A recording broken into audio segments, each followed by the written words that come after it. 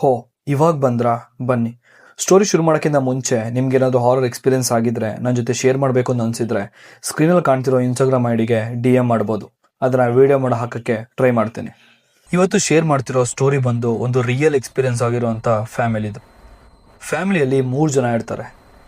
ಮನೋಜ್, ಪ್ರಿಯಾ ಮತ್ತು ಅವ್ರ ಮಗನಿಗೆ ಸುಮಾರು 10 ವರ್ಷ ಆಗಿರುತ್ತೆ.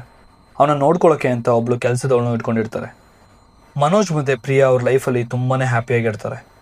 ಮನೋಜ್ಗೆ ಒಳ್ಳೆ ಗೌರ್ಮೆಂಟ್ ಜಾಬ್ ಇರುತ್ತೆ ಮತ್ತು ಪ್ರಿಯಾನ ಒಂದು ಪ್ರೈವೇಟ್ ಕಂಪ್ನಿಯಲ್ಲಿ ಕೆಲಸ ಮಾಡ್ತಾ ಇರ್ತಾಳೆ.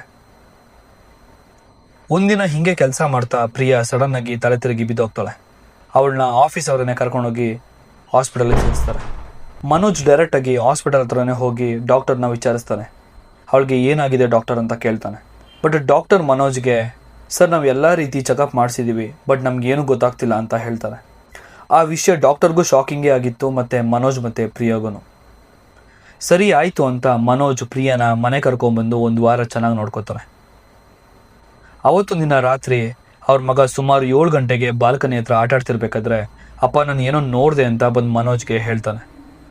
ಮನೋಜ್ ಕೂಡ ಬಾಲ್ಕನಿ ಹತ್ರ ಹೋಗಿ ನೋಡ್ತಾನೆ. ಬಟ್ ಅಲ್ಲಿ ಏನೂ ಕಾಣಿಸಲ್ಲ. ಆ ಥರ ಎಲ್ಲ ಏನೂ ಇಲ್ಲ, ನೀನು ಹೋಗಿ ಆಟ ಆಡ್ಕೊ ಅಂತ ಮಗನಿಗೆ ಮನೋಜ್ ಹೇಳ್ತಾನೆ. ಅವತ್ತು ರಾತ್ರಿನೇ ಡಿನ್ನರೆಲ್ಲ ಮುಗಿಸಿ ಸುಮಾರು 11:30ಗೆ ಪ್ರಿಯಾ ಮತ್ತು ಮನೋಜ್ ಹೋಗಿ ಮಲ್ಕೋತಾರೆ. ಯೂಶ್ವಲಿ ಅವ್ರದ್ದು ರೂಮ್ ಡೋರ್ನ ಯಾವಾಗಲೂ ಲಾಕ್ ಮಾಡೇ ಮಲ್ಕೋತಾ ಇದ್ರು. ಟೈಮ್ ಸುಮಾರು 1 ಗಂಟೆಗೆ ಹಾಲಿಂದ ಏನೋ ಸೌಂಡ್ ಕೇಳಿಸ್ತಾ ಇರುತ್ತೆ. ಯಾರೋ ಕಬೋರ್ಡ್ನ ನಾಕ್ ಮಾಡ್ತಿರೋ ಥರ ಸೌಂಡ್. ಆ ಸೌಂಡ್ ಕಂಟಿನ್ಯೂ ಆಗಿ ಬರ್ತಾನೇ ಇರುತ್ತೆ. ಮನೋಜ್ ಮೆಲ್ಲೆ ಎದ್ದು ಮೊಬೈಲ್ ಟಾರ್ಚ್ ತೊಗೊಂಡೋಗಿ ಈ ಒಂದು ರೂಮ್ ಡೋರ್ನ ಓಪನ್ ಮಾಡ್ತಾನೆ. ಓಪನ್ ಮಾಡಿದ ತಕ್ಷಣ ಹಾಲಿಂದ ಬರ್ತಿರೋ ಸೌಂಡು ಸ್ಟಾಪ್ ಆಗುತ್ತೆ. ಅದಾದಮೇಲೆ ಆ ರೂಮ್ ಡೋರ್ನ ಓಪನ್ ಮಾಡಿ ಹಂಗೆ ಇಟ್ಟು ಬಂದು ಮಲ್ಕೋತಾನೆ. ಅದರದ್ದು ನೆಕ್ಸ್ಟ್ ಡೇ ಪ್ರಿಯಾ ಮತ್ತು ಮನೋಜ್ ಅವ್ರ ಕೆಲಸ ಅಂತ ಆಫೀಸ್ಗೆ ಹೊರಡ್ತಾರೆ.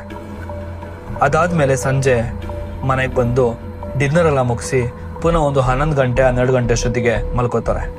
ಅವತ್ತು ಕೂಡ ಟೈಮ್ ಸುಮಾರು 1-1:30ಗೆ ಪುನಃ ಹಾಲಿಂದ ಯಾರೋ ನಾಕ್ ಮಾಡ್ತಿರೋ ಸೌಂಡ್ ಕೇಳಿಸುತ್ತೆ. ಮನೋಜ್ ಬೆಡ್ರೂಮಲ್ಲಿರೋ ಡೋರ್ನ ಹೋಗಿ ಓಪನ್ ಮಾಡ್ತಾನೆ.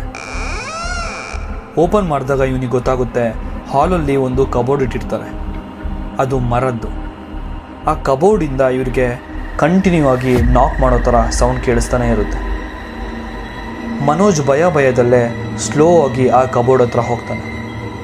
ಮೆಲ್ಲೆ ಆ ಕಬೋರ್ಡ್ನ ಓಪನ್ ಮಾಡ್ತಾನೆ. ಯಾವಾಗ ಮನೋಜ್ ಆ ಕಬೋರ್ಡ್ನ ಓಪನ್ ಮಾಡ್ತಾನೆ, ಸೌಂಡ್ ಬರೋದು ಸ್ಟಾಪ್ ಆಗುತ್ತೆ. ಮನೋಜ್ಗೆ ಮತ್ತು ಪ್ರಿಯಾಗೆ ತುಂಬಾ ಭಯ ಆಗುತ್ತೆ. ಅದಾದಮೇಲೆ ಬೆಡ್ರೂಮ್ ಡೋರ್ನ ಇವರು ಓಪನ್ ಮಾಡಿನೇ ಬಂದು ಮಲ್ಕೋತಾರೆ. ಈ ಎಲ್ಲ ವಿಷಯಗಳನ್ನು